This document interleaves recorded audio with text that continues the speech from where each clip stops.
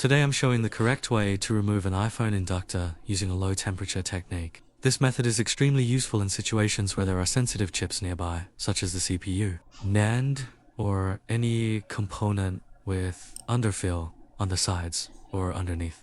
Using low temp solder helps prevent overheating, avoids blowing solder onto adjacent pads, and reduces the risk of accidental shorts. Here on the demonstration board, you can see the situation clearly. On the left side, we have the CPU and several small components. On the right side, there's a large power management IC. All of these are underfilled chips, which means they are extremely sensitive to heat and airflow. If we apply too much heat or use the wrong technique just to remove a single large inductor, we could easily create a much bigger problem. That's why using a controlled low temperature method is so important. It protects the surrounding underfilled chips and prevents solder blowouts or accidental shorts. Now let's begin the demonstration. For this removal, I'm using a cyclone-style hot air gun set to 230 degrees Celsius with the airflow at maximum. This gives us stable, evenly distributed heat without blasting the surrounding underfilled chips. Once the area is fully warmed, I use a small pry tool to gently work around the inductor. The key is patience. Let the heat soften the ferrite material, then carefully break the inductor apart and try to separate it from the pads. There's no need to rush or apply force. The component will come off cleanly as the material weakens under controlled heat. Now that the inductor is broken apart, we can clearly see its internal structure. It's essentially just a single copper coil wrapped inside a ferrite core. This is why the component is so fragile. The ferrite material is brittle, and once it cracks, the entire inductor falls apart and exposes the copper winding. Next, we use a blade to cut through the exposed copper winding. Once the ferrite core is gone, the coil is very soft and easy to remove. A clean cut here helps separate the remaining structure without stressing the pads. Now we can see the pads underneath the inductor because the original solder here is high temperature lead-free solder. It's very difficult to move with our current hot air temperature. So before we continue, we add a bit of flux and apply low temperature alloy to neutralize the existing solder. This lowers the melting point and allows the pads to release cleanly without excessive heat. Here I'm using a bent tip soldering iron set to 300 degrees Celsius.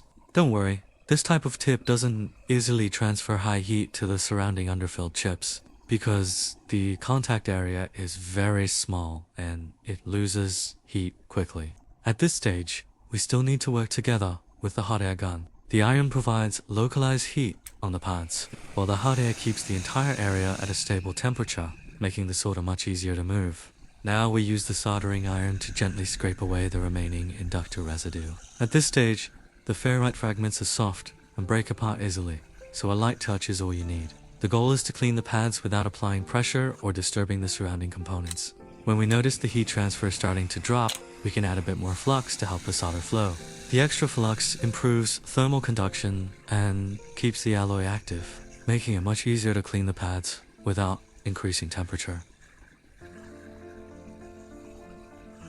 Once the pads are fully saturated with low temperature alloy, we can switch back to the blade to lift off the remaining residue.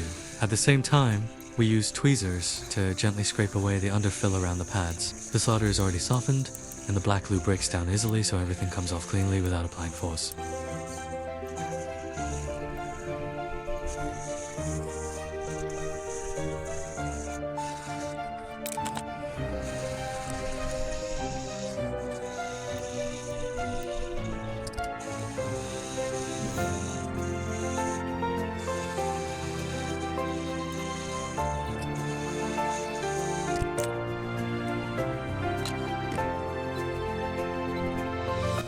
Good! Now, we're almost there. At this point, we can clearly see the pads underneath. To finish the cleanup, we add a bit more low temperature alloy to fully refresh the solder on the pads. Then we use solder wick to remove the excess. With the melting point lowered, the solder flows smoothly into the wick, leaving the pads clean and ready for the new inductor.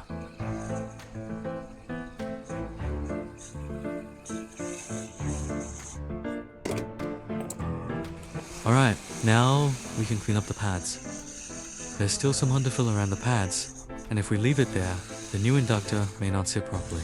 So we take a moment to carefully clean the remaining black glue with tweezers. A slow, controlled motion is all it takes to clear the area without damaging the surrounding components. Perfect! The area is now fully prepared, and we're ready to install the new inductor. The pads are clean, the underfill is cleared, and the surface is completely leveled for a proper fit.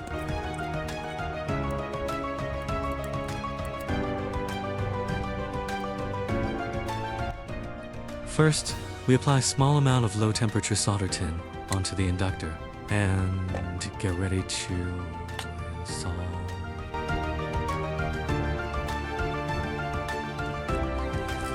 Alright, that completes today's tutorial. If you found this breakdown helpful, feel free to like and subscribe. Thanks for watching, and I'll see you in the next video.